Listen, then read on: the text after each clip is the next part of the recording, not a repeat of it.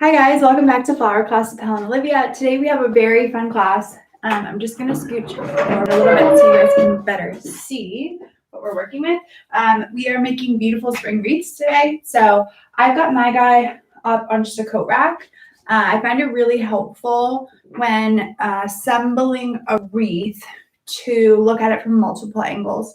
So you may not have a coat rack or something handy where you can kind of have it upright. But at some point, or multiple points throughout class today, I would suggest that you kind of angle your wreath up so you can see it from a different viewpoint. Very, very helpful to see your wreath head on, although I do recognize that it is a lot easier to kind of attach things when you're working on a flat surface. So I'm going to be up here for the purpose of demonstration. So just bear with me if I'm struggling a little bit. Hopefully you guys will find it much easier if you're working on a tabletop. But we have such a fun class today. It is going to be all silk goods so that the wreath can be used multiple times. So year after year, it should stay fresh. Best way to store your wreath in the off season would be either to get one of those wreath boxes. So I know like Home Depot and Target have these round plastic containers that are great for storing your wreath. If you don't feel like purchasing one of those or you can't find that, just a plastic bag or like a trash bag, putting that over your wreath in the off season so that it doesn't collect dust or anything, and it'll look really fresh for next year. So the one thing that I will say, we gave you guys a bunch of different materials and tools to be using today in class. The only thing that we didn't provide that would be very useful to have is a pair of wire cutters. So I'm using a kind of substantial pair. You'll often be quite shocked how thick and strong the wires are that they use in these silk branches. So I would use whatever is the thickest wire cutter that you have. And if you're using something a little bit smaller than this, that's totally fine too. You just have to be patient as you're cutting your stems. It's kind of true of every single kind of silk flower out there that they just have a really rigid stem. The one thing that's great about the stem, or the fact that each individual branch is kind of wired, is that you can manipulate it, which is great. So you're not limited to kind of the shape that it comes to you in. And oftentimes these are kind of packed and they don't look that shapely or natural as they come out of the box. So it's good to be able to manipulate the stems and such. So we're using a couple different things, and I'll kind of just walk you through them, and then I'll definitely demonstrate as I'm pulling things out. Today we have this really beautiful lush stem of silk hydrangea. So we're going to be using the face of the flower, so the blooms itself, as well as, these big, beautiful leaves down here. So this is going to go quite a long way in our wreath. We have a length of ribbon, so we're going to tie a really beautiful bow for our wreath. I will say that there are a couple options in terms of hanging, and whether or not you choose to use a bow is totally up to you. So we'll go through that kind of a little bit later on. We have some silk Dusty Miller. So this guy's great, true to the characteristics of live Dusty Miller. It is this really beautiful velvety texture. So it's going to give us a little bit more depth in our design. We have some pretty greens here. So lots, again, an instance where we can kind of separate this up into multiple pieces. We have some really beautiful silk viburnum, which is another really popular spring flower. So great to have this guy.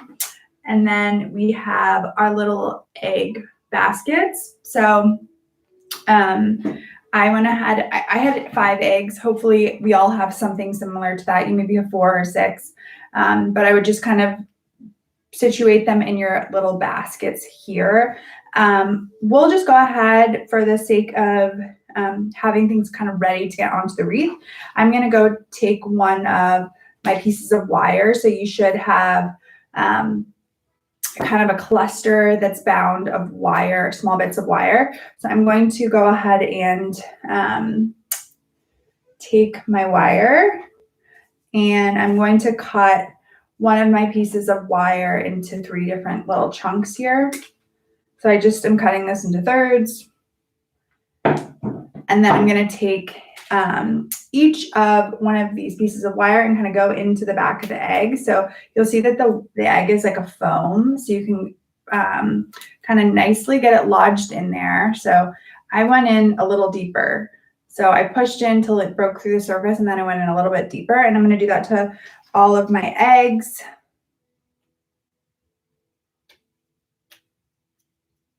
Just want it nice and like lodged in there so it's not going to fall out.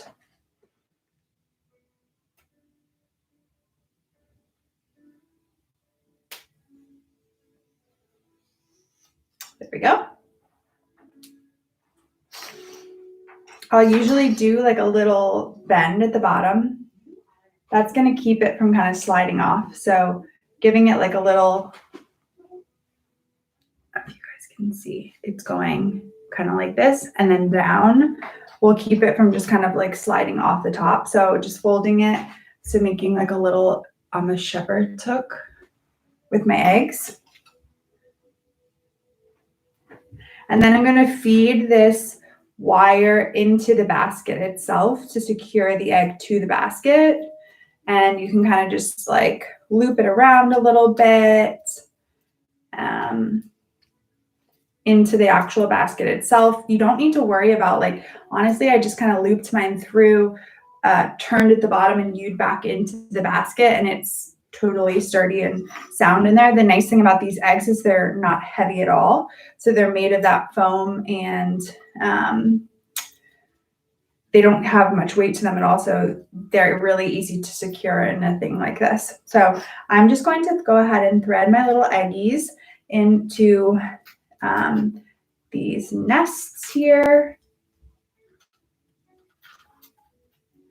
And I've got my first one done. And then once I've got my first little nest kind of with a little trio of the eggs, then I'm going to move on to my next nest. And for my next nest, I have 2 eggs. You may have 3 eggs, depending on. All right, so same technique. I just cut my wire into a few smaller pieces. I'm going to feed my wire into my egg itself, doing kind of a shepherd's hook at the bottom.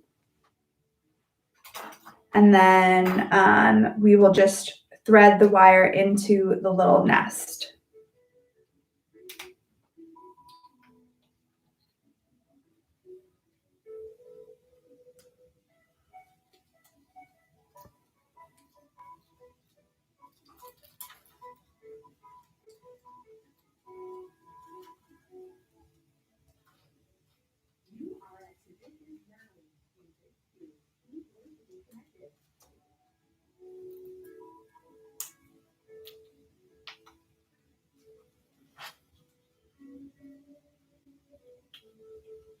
And this is kind of a little painstaking process, but honestly, the whole wreath will be a little bit painstaking.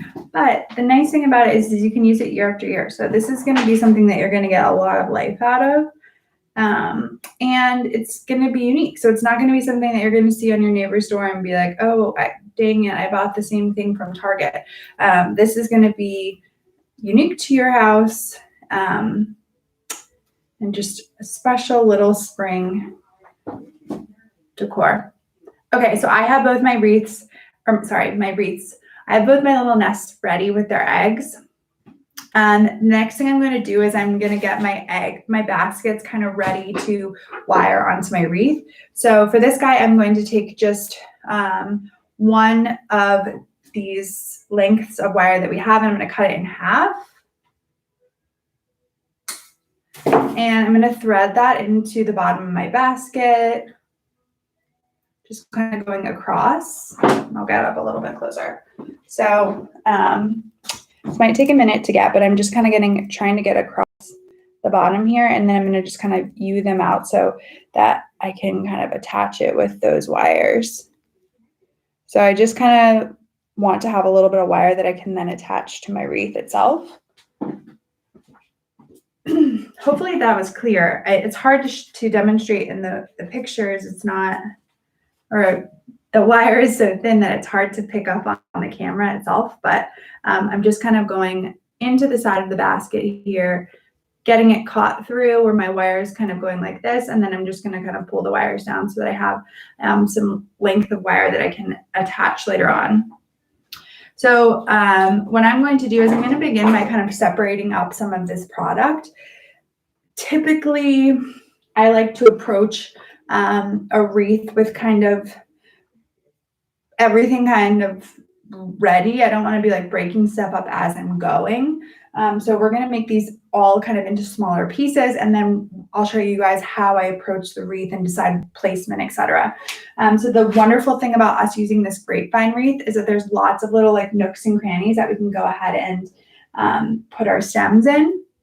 And then once I get kind of things lodged in, I'm going to take this paddle wire and kind of go over everything to secure it on nicely. So let's begin by kind of separating up some of what we have to put up onto our wreath.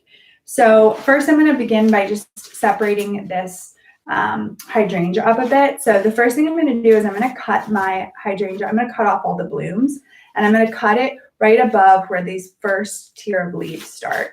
So for each of my blooms, I'm going to cut my hydrangea leaf right above that tier. And again, if you're kind of having a little bit of struggle with the cut, that's totally normal. Usually I'll kind of go like this and then give it a little turn as I'm trying to cut through, and that generally will help to kind of get that little twist. Usually helps to kind of break things a little bit easier. But you'd be surprised, some of the hydrangea, like if you went ahead and tried to cut this bottom bit that's really thick, so hard. I mean, we've struggled so much in the past trying to cut silk stems. So these guys are actually not so bad as far as silks go.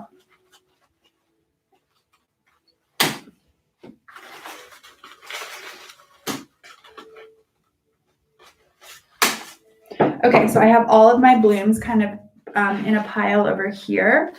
Got my nests. Now I'm going to go ahead and get some of these greens cut up. So you should see that on each kind of each stem, there's one tier of leaves, and then there's a second tier of like even bigger leaves. So I'm just going to separate them, and I'm going to cut off right above where the second tier or the third tier begins. So I've got like a little guy here. And then this guy I'm going to cut right where he comes off of that central stalk. So each of these pieces you should be able to cut down into two smaller bits. And I'm leaving on kind of as substantial of a stem as I can muster so that I have some nice kind of stem to go ahead and nestle into the wreath frame.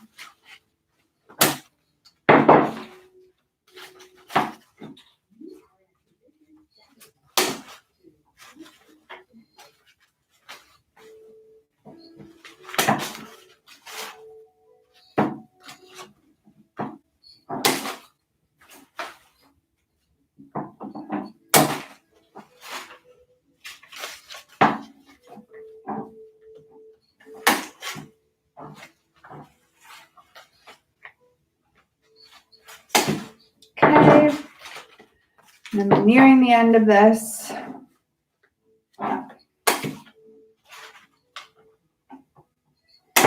Okay, so we've got all of our hydrangea cut up and prepped. Next up, I'm going to move, and I'm just going to move my wire to the side, but probably both of my little types of wire, so the wire sticks, and then the paddle wire. For this next guy, I'm probably just going to cut him in two, to be honest. So we're working with our Dusty Miller next. So I just kind of pulled down about, you'll see that you have this entire kind of stalk here, and I'm just going about halfway up. And then I'm going to cut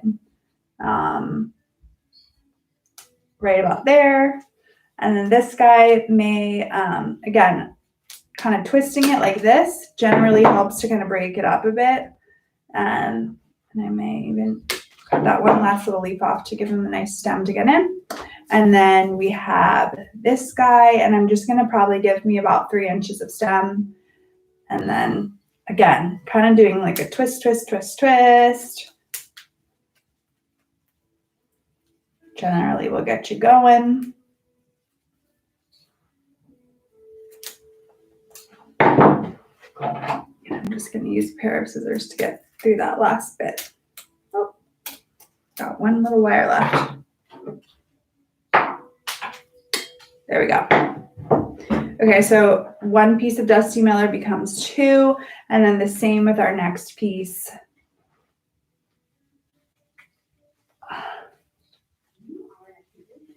Workout for the day.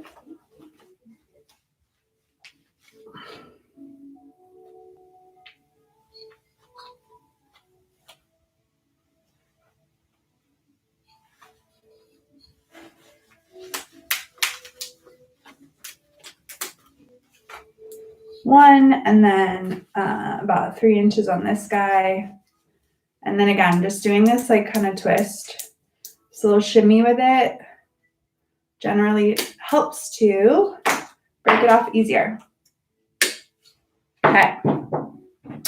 Next up, I think I'm going to go for my viburnum. So this guy, I think I'm going to cut into 3 pieces. So you should have kind of like a top plume up here.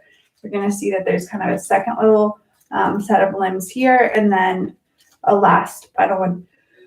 Excuse me. Down here. So I'm going to cut this into thirds here.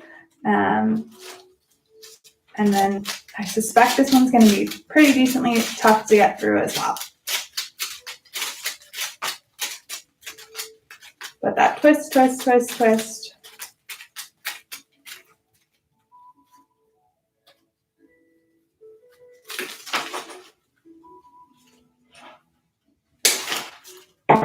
There we go. And if any of your little leaves pop off, there's generally there's a hole in the bottom of the leaf, and then you can generally stick it back onto whatever little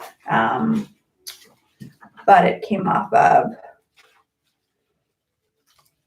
Working on my next tier here. This guy was a little easier. And the last bit will give about 3 inches of stem. Okay, so a little pile of viburnum. And then we're going to work on breaking up these greens a little bit. So I'll probably leave, I'll probably kind of section these out a bit, probably breaking it up into like 4 or 5 pieces. So I kind of just fan it out. And then I'm just going to kind of work my way around, cutting these into smaller chunks.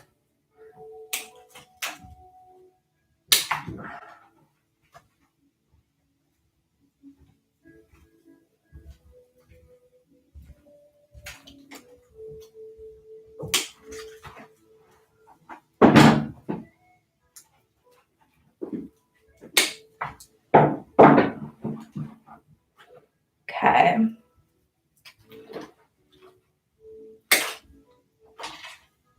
And then when you get to the last kind of little plumy thing, you can kind of leave this all together. So I just wanted to make it a little bit less dense so that I can kind of spread the greens throughout the wreath. And I'll do the same with this piece.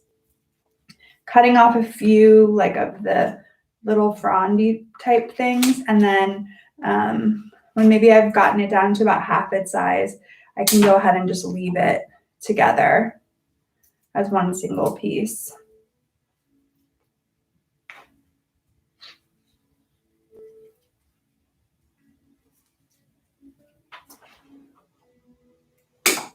Okay, great.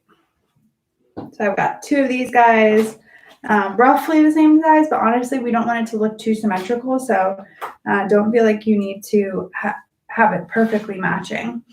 Okay, so Now we're going to go ahead and kind of approach our wreath. So we are going to either tie a nice large bow for our wreath, or you can hang by the ribbon. So I'll show you guys what that looks like before we go ahead and start to kind of lay out our actual wreath design.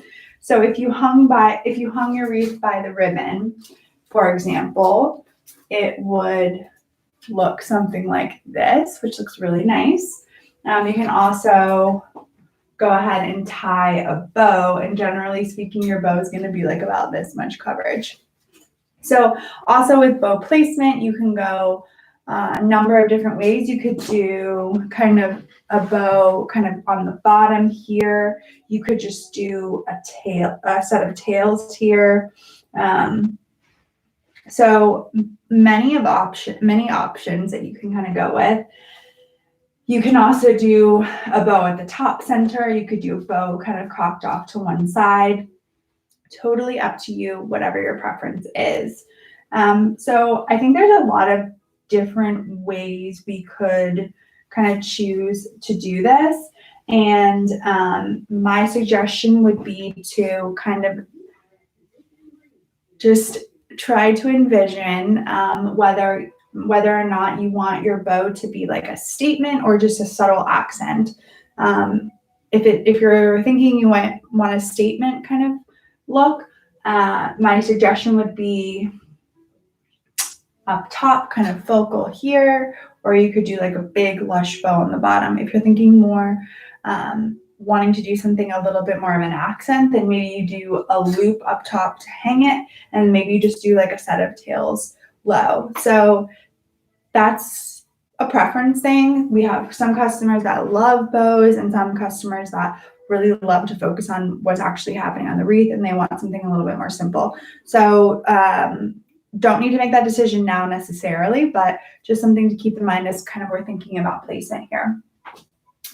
I am going to work on getting a nice kind of U shape or moon shape going up floral here that will kind of trickle out. And then for me, I'm going to kind of have a bow kind of up top cocked off. So thinking about getting something in like the, excuse me, I tried to give up coffee, and so I'm very yawny. In the 10 to 11 kind of framework here, I'm going to place my bow. And so then I'll probably have coverage from like 1 to 7 or 8 o'clock with actual floral.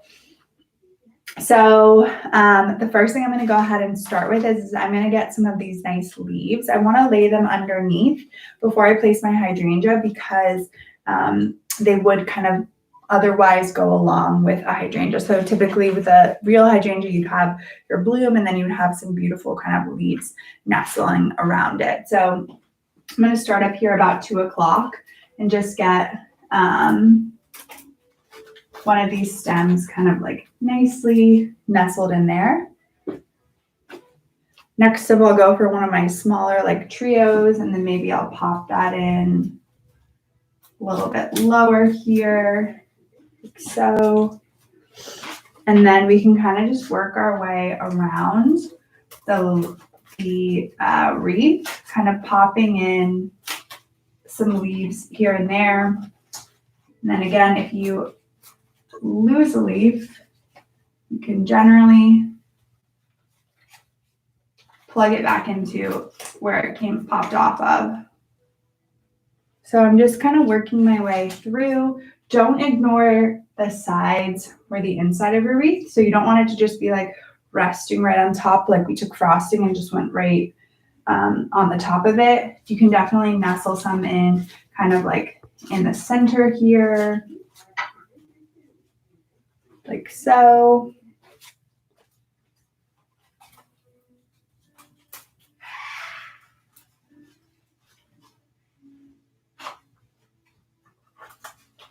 And then I probably will leave maybe 2 to 3 leaves behind, so that once I've gotten my hydrangea and all my other floral, I can see if there's anywhere where I feel like could use like a little subtle hint of these leaves. So actually I've probably about 5 or 6 that I'm leaving behind, and then I'm going to go in with my hydrangea. So next up, I'm gonna place some of my hydrangea stems, or all of my hydrangea stems. So again, keeping in mind that I don't want to just kind of go plug right into the center. I can go a little bit deeper into kind of the rim here, the inner rim, like so, and I can adjust my leaves over here.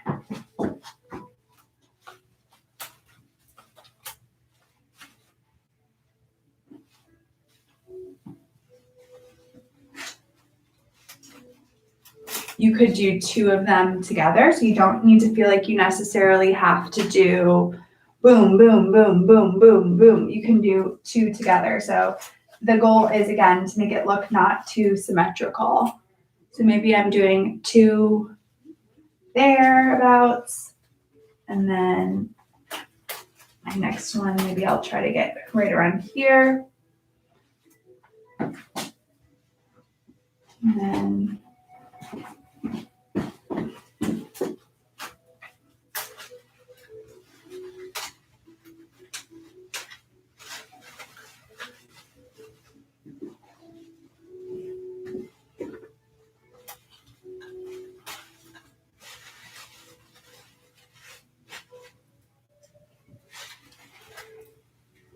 and I just took a peep in my my video camera, and I noticed that it started to look a little bit oddly shaped. So that's why I'm repositioning this last hydrangea. And that's why it's useful to kind of get multiple vantage points. So it would be a great time to step back from your wreath and kind of see how things are shaping out.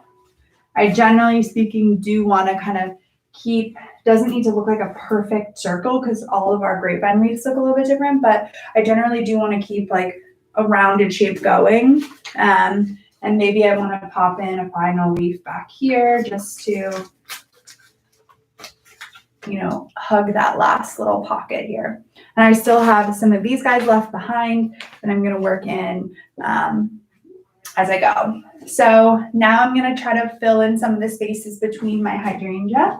So I'm working with my Dusty Miller. So this will give us a little bit of contrast in color. And these guys have a little bit more of a substantial stem, so just be patient as you're kind of working them in. And then once you've got your Dusty Miller in, again, you can manipulate these leaves. So you can kind of have them move with the shape of the wreath a little bit better.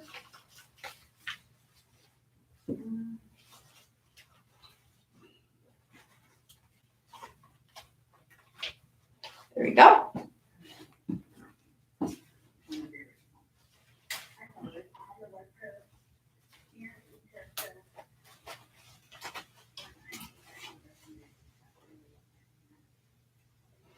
You can see that this is already giving us a beautiful color contrast because we have a lot of greens kind of up in the wreath thus far. So adding in this little touch of gray is giving us some really nice depth here.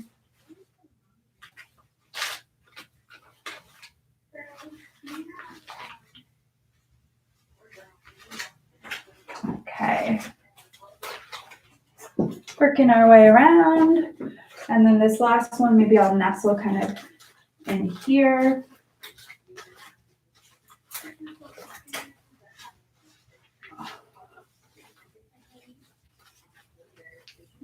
Beautiful. So at this point, I think it would be a great time to go ahead and add our nests, just because they're so large and they're really going to need some nice real estate to go onto our wreath. So I'm thinking that I might place one kind of in this area, and then I might kind of get my other one a little bit more up here. So before we kind of added these little hooks in, so we can kind of thread our wire into the grapevine portion, and then just twist off with our other piece of wire.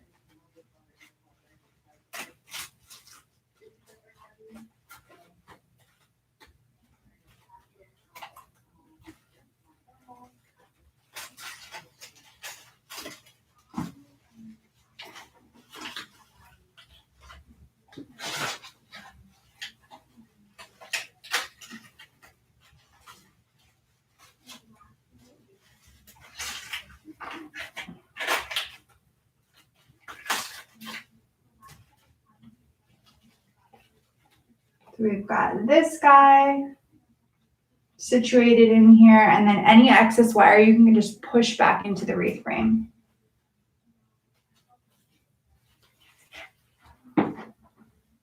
So I've got this guy here.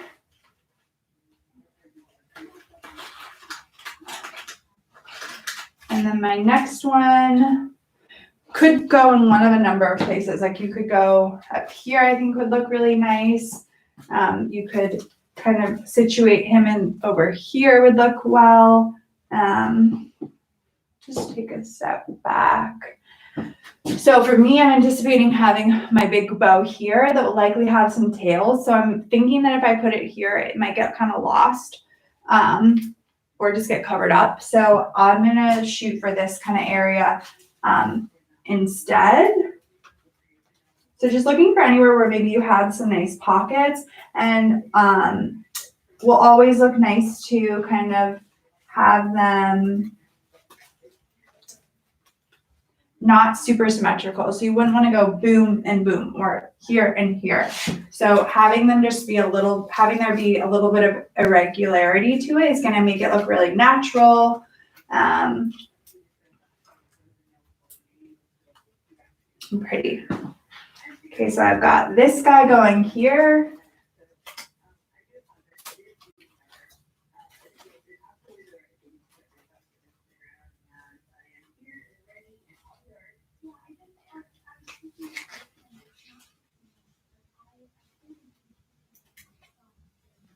Okay.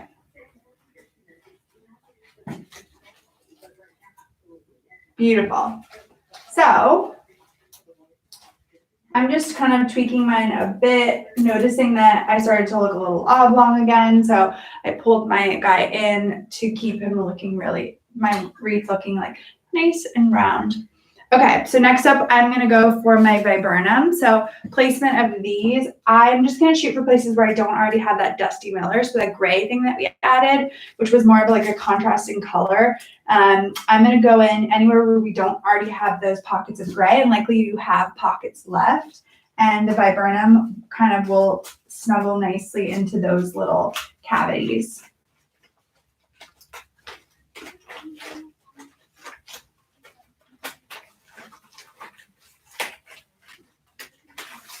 Go, and again, you can manipulate the stem, so feel free to kind of mess with it a little bit.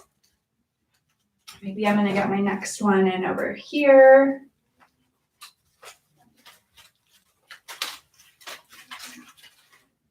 So, and then probably my final one. I actually may break this final one up into 2 pieces because they're really substantial. I could probably pop it in like that, actually. Maybe I'll just go for it and see what it looks like. Can pop this last guy in here. And just going to see if it makes it look too bulky, and then I'll probably cut it apart. But to me, it looks okay. If it looks too bulky for you guys in your piece, you can absolutely, kind of cut yours up a little bit more. Now we're going to go ahead and work in some of these smaller green bits. So I'm just going to work on getting them into any little areas that don't have any floral or greens already. So just kind of getting this touch, just adding a little bit of touch of something else is going to give you like a lot of depth and variation in it. So loving this.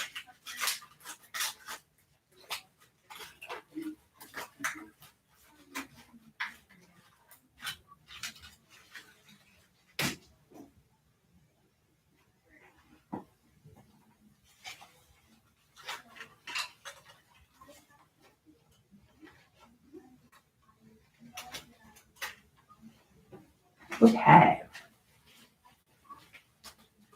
So I'm just literally kind of sprinkling a little bit of these greens throughout. And then I'm probably going to use these more lush, dense pieces on my ends to kind of taper into the rest of my wireframe. So I may cut this down just a smidge if I can work it out. can work that cut. If not, maybe we'll just go for it and see if I can get this into my wreath frame. There we go. So this guy looks kind of nice, just kind of tapering your floral out into your wreath a little bit more. And then I'm going to do the same on this side over here. You don't necessarily need to go up here, although you certainly could. I'm going to kind of go behind a little bit, just so it looks a little bit different. And then I have some of this kind of creeping in, and maybe even go a little farther forward like this. And now we can pop in any remaining pieces of our little hyacinth leaves that we have left. And my suggestion here would be to just go for it anywhere where, hydrangea leaves, sorry, I messed that up. Anywhere where you have exposed grapevine kind of intermixed with your floral. So anywhere where you have holes would be good. Also anywhere that you're kind of seeing a bunch of the edge of the wreath would be a great place. You can also maybe do one kind of tucked in right near where your spray is coming out. So that kind of just gives you a little variation there. I think I might go ahead and go do another one over here.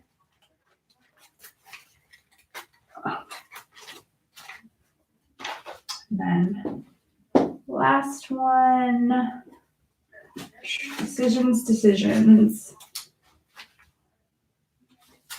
Be right in here. Okay. Wow, it looks really good. I'm so happy with it. Okay, so now I'm going to go ahead and just take my paddle wire and kind of secure a little bit more sturdily everything to my actual grapevine wreath. So I'm getting about, like to do this, typically I will do my paddle wire kind of all together, but for the sake of threading things in to my, to what I've got working on my wreath, I'm just going to cut off like my wingspan of wire. And then I'm just going to kind of go over my wreath. So you can begin by just attaching your wire to any little part of the top up here, any part of the grapevine. So kind of just getting it lodged into there and then maybe twisting it off. And then I'm going to kind of go weave this in and just trying to get like a second layer of protection. So I'm just going around the outside, kind of weaving it into some of these leaves here.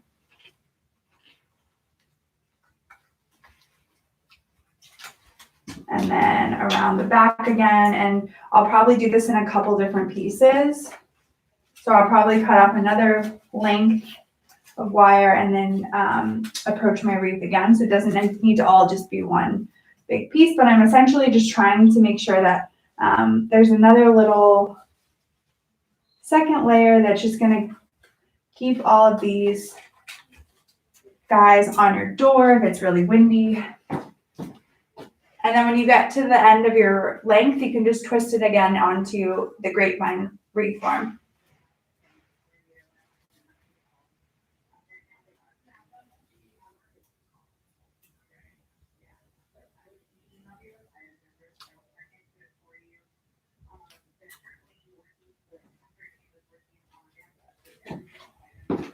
Okay.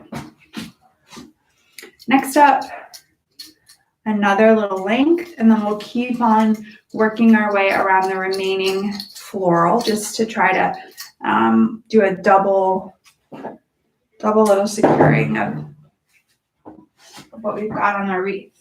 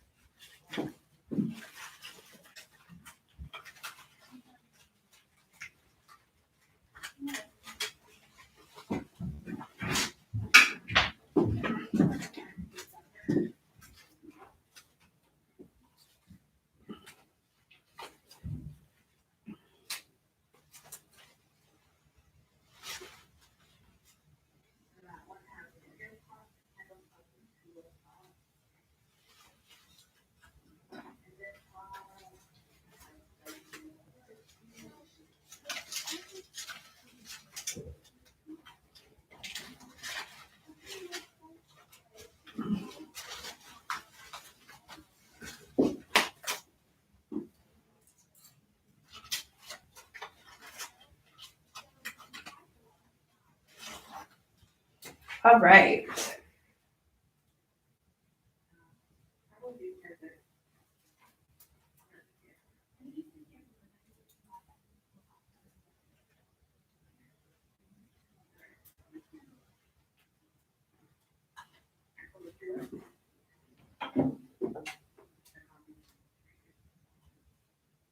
All right.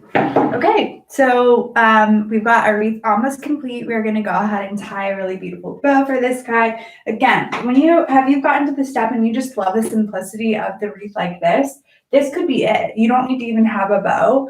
It is a great way to secure your wreath to your door frame, and I kind of like the color that this has. It's nice and springy, but you certainly don't have to use the ribbon at all. If you do decide to do like a loop of ribbon to go ahead and hang your wreath, my suggestion is to just loop around the base of the wreath to create like a nice little hook, if you will. And then generally speaking, I will take either a nail and nail into the top of my door frame, or if you have a staple gun, you can staple gun it into the top of your door frame. And that's generally how my wreaths are hung on my door.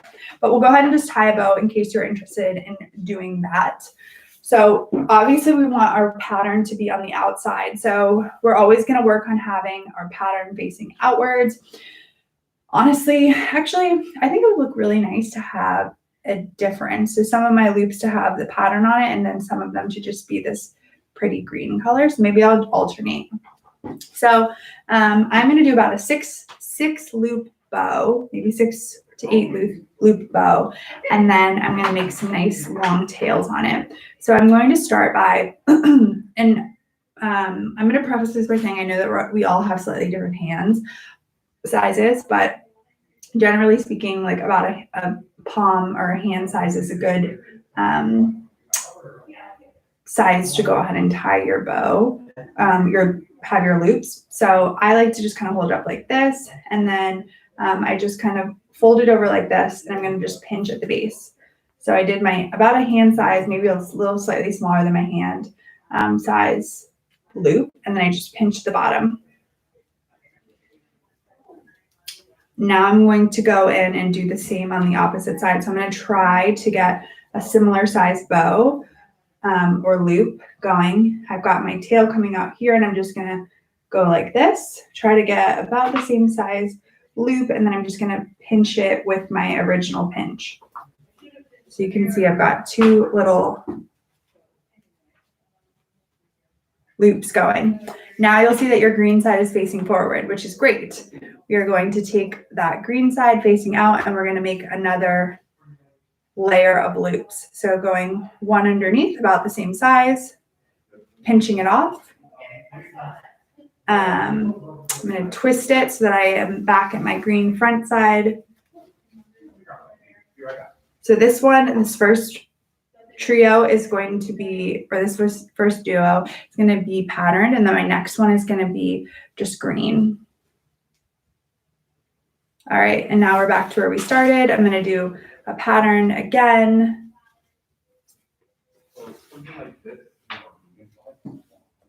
Pattern again. And then if you want your loops are going to end up your tails will end up about this long if we do 3 loops. So you can also just choose to do 2 loops or even do a slightly smaller loop. So if you want to have long tails, like long tails that kind of go into your actual wreath, you can go ahead and we'll make our tails now. But the first thing that we're going to do is we're just going to twist these off. So I'm going to go with long tails. So I'm going to just stay at my 4 loop bow like this. And then the part where I'm pinching, I'm going to take a wire, and I'm just going to twist my wire around that part I'm pinching to hold it all together.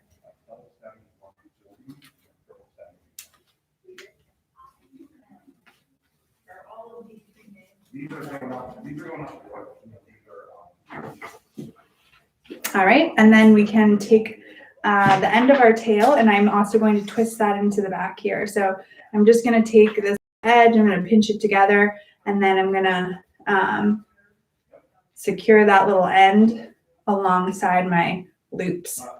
So I'm just kind of like punching up to the back, and then I'm twisting my wire around it so that this kind of stays like this.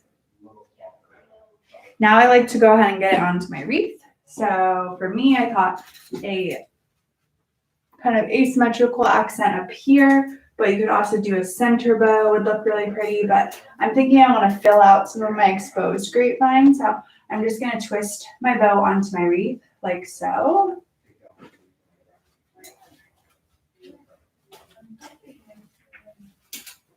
And then I'm going to cut this in half. So I'm just going to cut down the center here.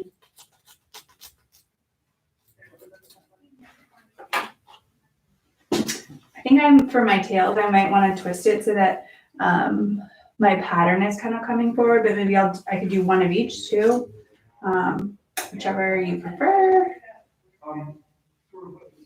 And you can kind of crumple them up if you want them to look a little bit less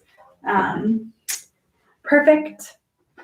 And then generally speaking, I like to do the same on my tails. So I like to kind of have them look like they're just a little bit, there's some movement to them. Maybe you want to turn both of your patterns forward, totally a preference thing. And then generally speaking, I will usually cut my ribbon, the bottom of my ribbon, I'll either cut it at an angle so you can kind of just follow along with the pattern and cut it upwards, or you could do a dovetail, which is just kind of like a V shape. So whatever you like. And I'm going to go ahead and do the V shape. And you can decide how long you want your tails to be. So maybe they don't actually have to be both the same length. One of the tails could be longer than the other, which I'm demonstrating now.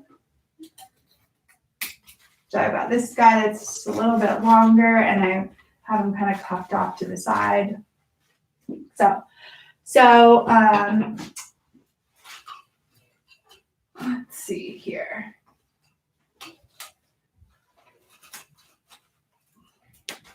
So at this point, if you haven't already done so, my suggestion would be to go ahead and take a look at your wreath up kind of on a surface that's upright so that you can see what it looks like. Oftentimes you'll get it up there and you want to kind of tweak some things. You maybe want to replace your bow. So definitely take a look at it on more of like a vertical surface.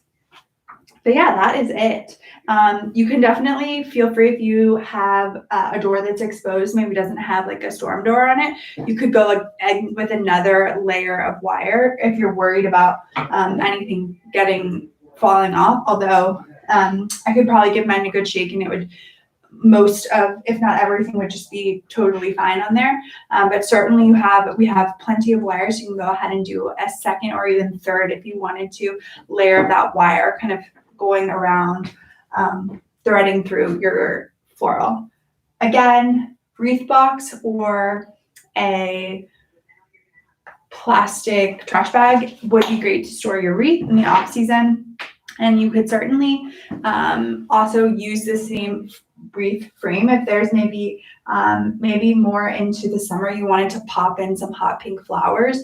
You could get some like pretty bright pink peonies and pop those in as well. So don't feel like this is exactly how it has to exist for and definitely it can be anything you want it to be. So get creative. Would love to see your wreaths up on your doors. So if you do take a picture of your wreath on your door, please do tag us in that on Instagram. We love seeing what you guys create.